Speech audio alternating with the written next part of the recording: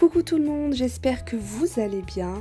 Je vous retrouve avec ma vidéo du jour qui est la fameuse harira à la marocaine. Le Maghreb entier le fait, là je vous montre ma version. Si vous êtes intéressé par ma recette, suivez-moi, c'est parti. Il vous faudra 400 g de veau ou de bœuf, là c'est du collier que vous allez couper en petits morceaux.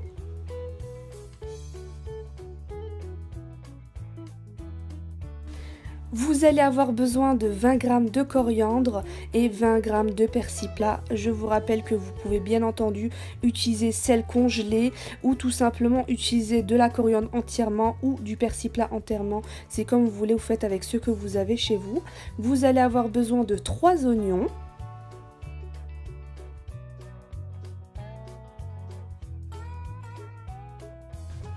Vous allez avoir besoin de 4 tomates, soit 400 g, j'ai pesé exactement ce qu'il vous faut, ainsi que 100 g de lentilles vertes.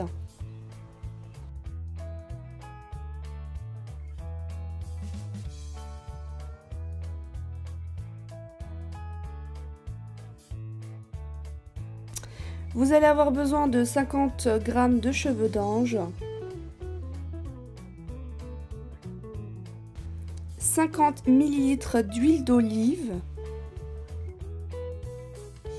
Vous allez avoir besoin de 220 g de pois chiches qui a été trempé la veille. Tremper la veille signifie que vous prenez vos pois chiches, ils sont tout secs de base, et vous les vous trempez dans de l'eau bouillante et vous laissez toute la nuit et vous avez vos pois chiches. Et ça se conserve au congélateur. Il vous faudra 20 g de céleri branche, pour moi c'était du congelé. Il vous faudra 300 g de purée de tomates.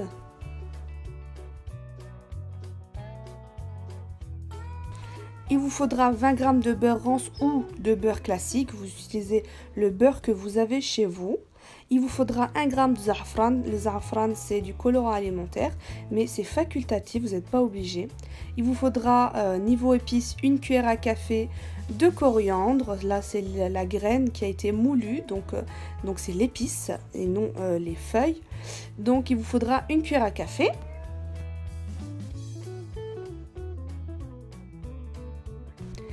Il vous faudra 2 cuillères à café de sel, mais là on est en période de ramadan, on ne peut pas goûter et à la fin, dès qu'on a rompu le jeûne, je trouvais que le niveau sel c'était parfait, donc 2 cuillères à café c'est parfait.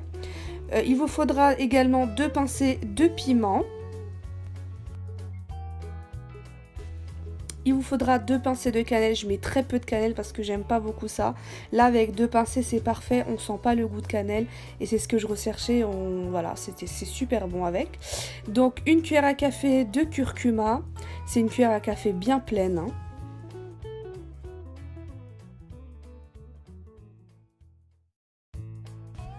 Une cuillère à café de poivre.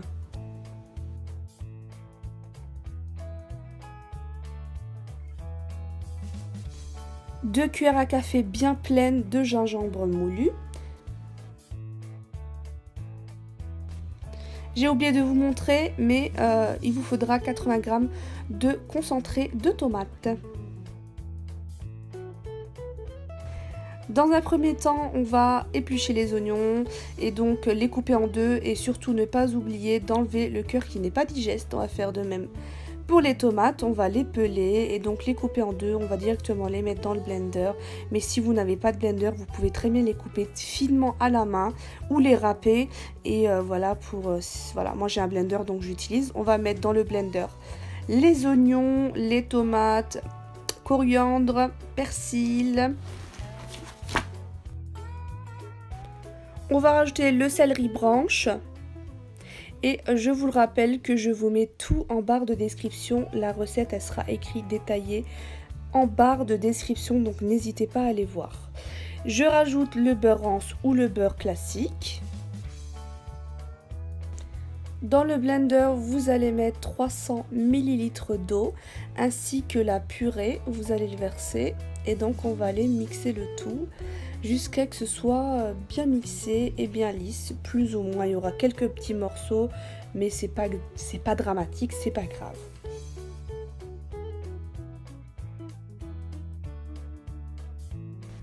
Je vous montre brièvement la texture à avoir. Vous voyez qu'elle n'est pas totalement lisse, mais elle est bien mixée. On veut quand même qu'il y a des tout petits morceaux, c'est pas grave.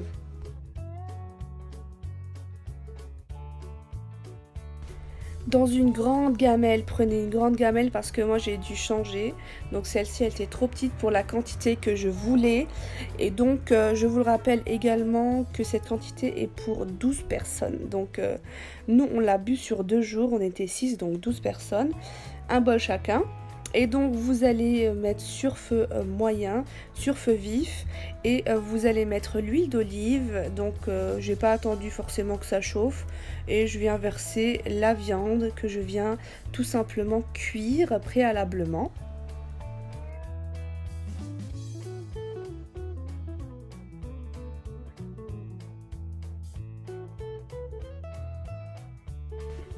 Pour faciliter la cuisson, pour que ce soit plus rapide, je viens le couvrir et je viens laisser 5 petites minutes, voilà, pour que ça cuise plus vite. Et donc, les 5 minutes plus tard, je viens mélanger, les tourner de l'autre côté.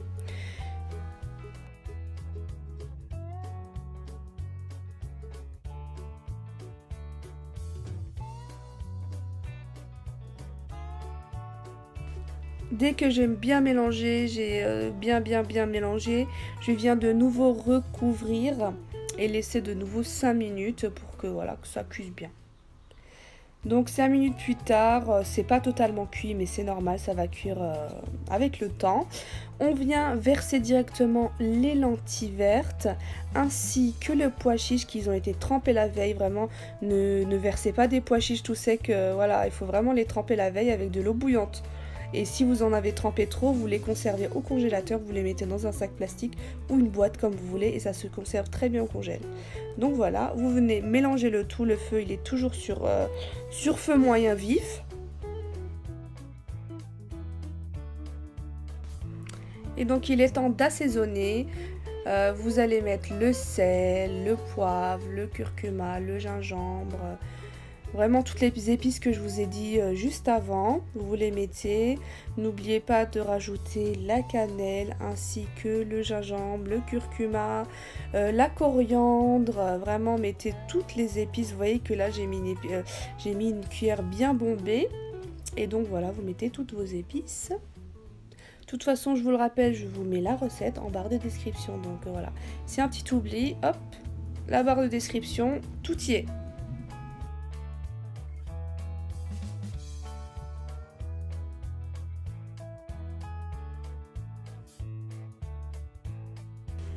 C'est facultatif, il y a 2 écoles, il y a ceux qui détestent mettre les za'afran, le colorant alimentaire.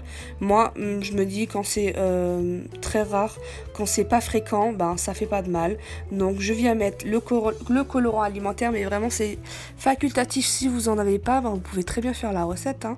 Vous en avez pas besoin, c'est juste que ça donne une jolie couleur. Voilà, vous allez voir, de toute façon je vais vous montrer, je vais baisser la petite gamelle, je vais vous montrer comment ça colore et c'est super joli mais ça change pas le goût, c'est vraiment neutre. Mais attention, ça tache les doigts, donc il faut pas toucher avec les doigts parce qu'après ça a du mal à partir et vraiment c'est un colorant très puissant. Voilà. Je couvre à nouveau et je viens laisser 5 minutes. Je viens mélanger brièvement pour éviter que ça ne brûle et je viens verser le concentré de tomate. J'aurais pu le mettre dans mon blender, le mixer avec tous les ingrédients qu'on a mis précédemment mais j'ai oublié donc voilà, on le met là mais c'est pas grave. De base c'est déjà mixé donc il n'y a pas de drame, vous pouvez très bien le mettre dans le mixeur, voilà ça sera plus simple. Et donc nous allons venir verser notre préparation que l'on a mixé tantôt en fait, donc juste avant on a mixé les ingrédients, et bien on vient le verser directement dessus.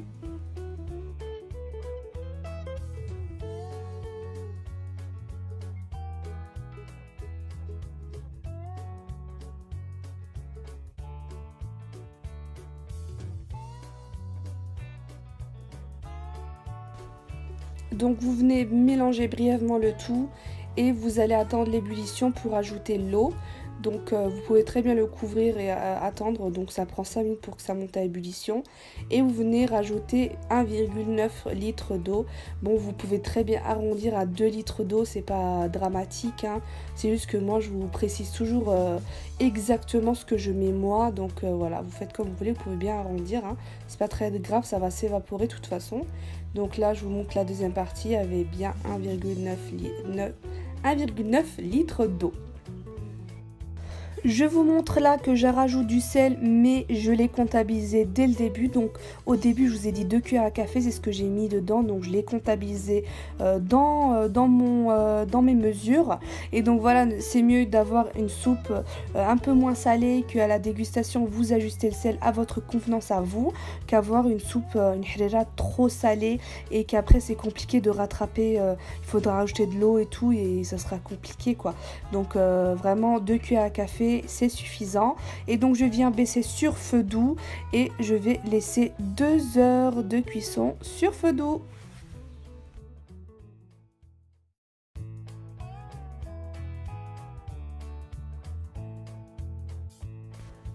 Je vous montre juste que je mélange régulièrement vraiment et que même sur feu doux ça monte à ébullition super vite. Donc là j'ai découvert, mais voilà, c'était juste pour vous montrer que là déjà au bout d'1h30 ben, ça commence déjà à avoir une belle couleur malgré que ce soit pas du tout prêt.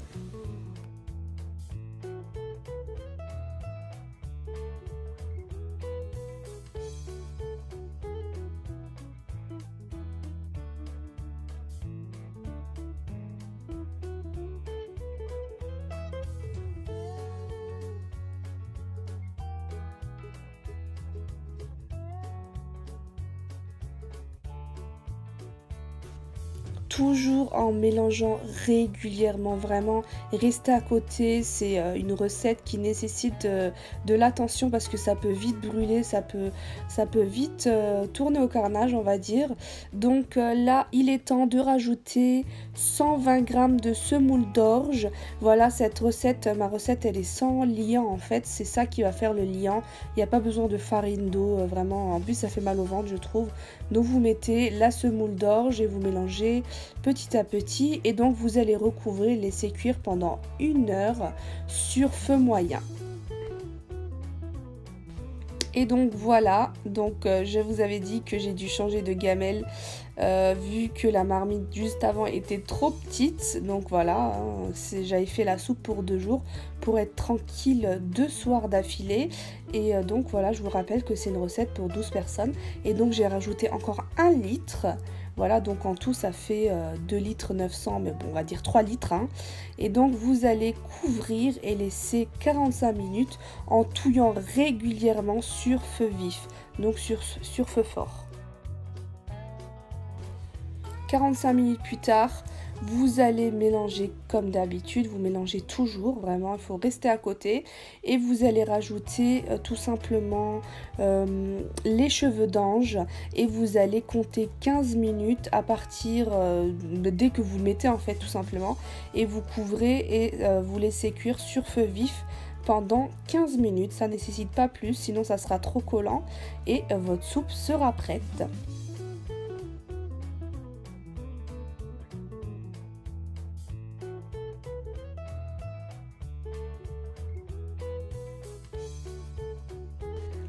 Et voilà, donc vous pouvez très bien le faire en grande quantité et le congeler, ça se conserve super bien au congélateur, mais vous faites comme vous voulez, vous pouvez très bien diviser les quantités si vous ne voulez pas du tout congeler les choses. Et donc voilà, instant décoratif, je viens mettre un peu de persil séché sur ma soupe et voilà, elle est prête, il n'y a plus qu'à la chauffer et la déguster avec pourquoi pas un filet de citron et une tranche de pain ou autre, vraiment c'est à votre guise. J'espère que ma vidéo vous a plu, n'hésitez pas à vous abonner, d'activer la petite cloche pour ne rien manquer et bien sûr liker, commenter, partager, c'est encourageant et ça me fait toujours plaisir. Je vous laisse sur ces images, je vous dis à très vite pour de nouvelles aventures gourmandesques et safadesques. C'est Safa, des bisous.